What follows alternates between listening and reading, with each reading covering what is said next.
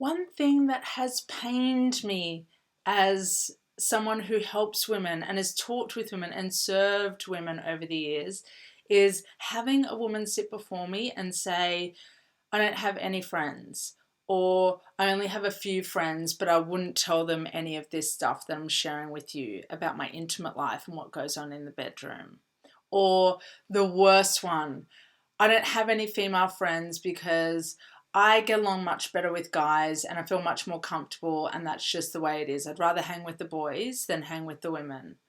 Ah, if this is you, something needs to change. If you don't engage with women on a friendly level or in regards to friendship, you are missing out on understanding more about yourself.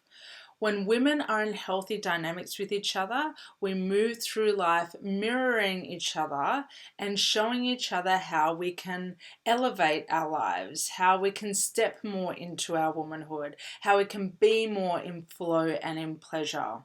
If you're hanging with men all the time, you don't get that same exposure. And if you're saying that these women aren't around, I can assure you that they are. You just need to look for them. They're in my life so they have the potential to be in your life too. Now, if you want better friendships, relationships, and connections to other women, there are 5 things that you need to stop doing and 5 things that you need to start doing in their place. The first thing is you need to swap boundary violations for boundary honoring. Whenever I've been in a low vibration, like desperation or neediness in the past, and I've asked for a woman's help, they've often shown me what their boundaries are and in turn taught me what my boundaries could be so that I don't slip into those states. It is one of the most powerful lessons I've ever received when a woman says no to me or a woman draws a line with me and tells me instead what is possible in our exchange or in our dynamic.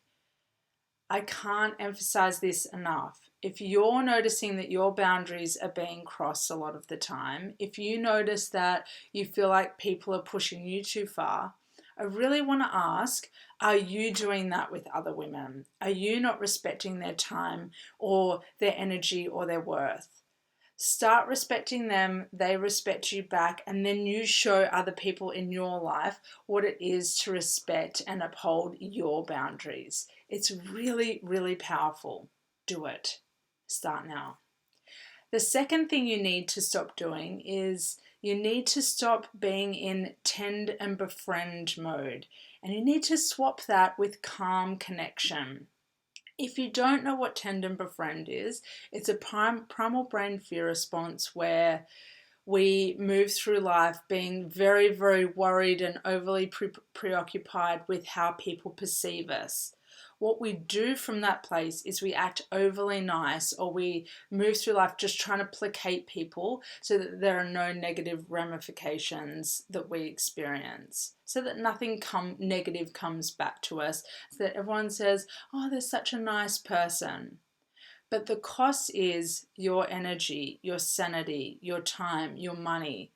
The cost is big in every sense of the word. So we need to stop being in tend and befriend with other women, and we just need to be really, really calm. You don't need to say sorry 23 times. You don't need to constantly apologize and over-explain things and justify why you have every single belief.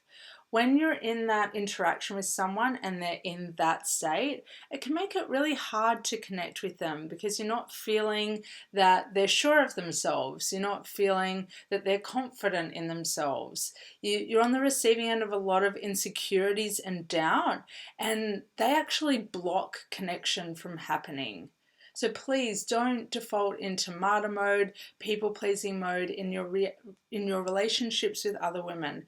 Just be real. Just be honest. Just say what feels true for you in the moment, and then they can feel you, and then they reveal to you, and you reveal back, and what do you know? You've suddenly formed a friendship. The third thing that you need to do is to swap personalizing everything and depersonalize until you have all the facts at hand. Everyone's done it.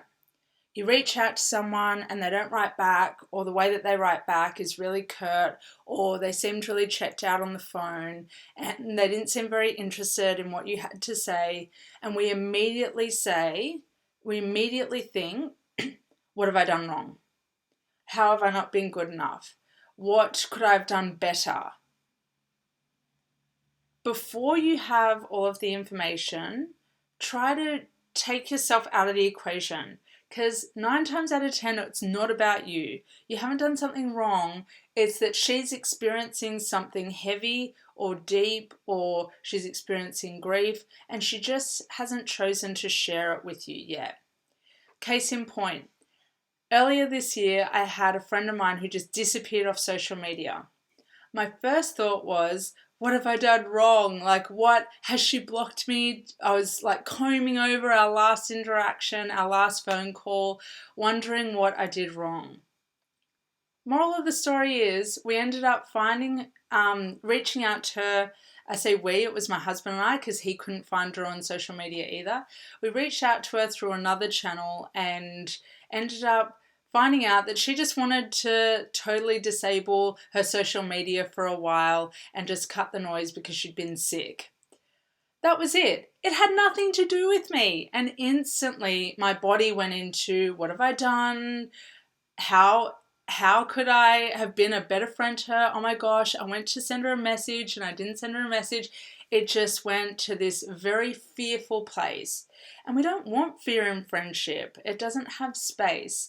We want openness and vulnerability and connection. And as soon as we go into fear, we go into overcompensation mode. And who wants to be friends with someone that's really shaky and needs constant reassurance? Not sexy, right? The fourth thing you need to do is to swap competition and comparisonitis for celebration of you first, then her. What? Why am I saying to celebrate yourself first? Until you celebrate yourself first, all that you've achieved, all that you've accomplished, all the ways that you kick ass, the way that you try to celebrate someone else is going to be half-baked and they're going to feel it. It's going to be like, oh, congratulations. And it's like, you can't fully congratulate someone if you haven't congratulated yourself. It's always going to come from a place of insecurity. So move your mind out of when she gains, I lose. Or when she really deserves it and she's got this thing and I'm left with nothing. And that's proof that I don't deserve anymore. She deserves it, I don't. Move all of that out of your friendships. There is no tally in the sky of what everyone gets. She's done something kick-ass. She deserves it. Guess what? You're going to do something kick-ass and you deserve your own version of that too. You probably want different versions of something similar anyway. So you don't want what she's got. You just want the feeling. So go claim it for yourself. Celebrate yourself first, acknowledge yourself, and then you can celebrate her from such a healthy place of feeling whole in what you have to give to her. And then she feels it and she receives it, and the bond that you have is much deeper. So cut the gossipy, comparisonitis, competition. It's got no place in a healthy friendship dynamic. The fifth and final thing is to swap expecting that all friendships are going to last forever and start to be okay with the fact that they might not. We have periods and chapters in life where some friendships are really significant. They really move us or change us. They provide us the support that we need. Doesn't mean that we're going to be friends with them forever. The connection might peter out. That person may not feel aligned for you anymore.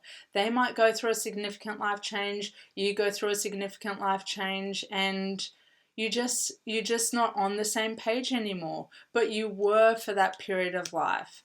Don't try to force it. Just go through your growth and find new friends. Don't clamour for old friendships that are hard work.